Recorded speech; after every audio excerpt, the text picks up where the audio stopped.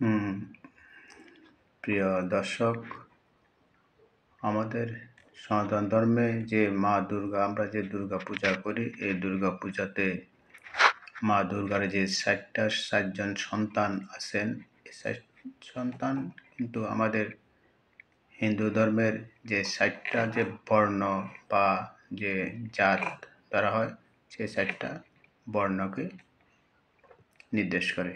যেমন মা সরস্বতী হলো জ্ঞানের এবং দেবী, অর্থাৎ তিনি ব্রাহ্মণ। আর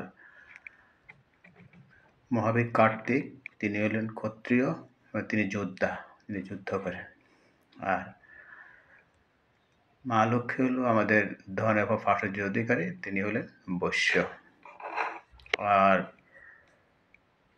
গণেশ হলেন আমাদের শূদ্র, কারণ তিনি বিভিন্ন পূজা পার্বণ বা বিভিন্নভাবে করেন। আমাদের দর্শক বা আমাদের যে শূদ্রতে যে সমস্ত গুণাগুণ, আমাদের এই গণেশের নিকটে সেরকম গুণাগুণের অধিকারী।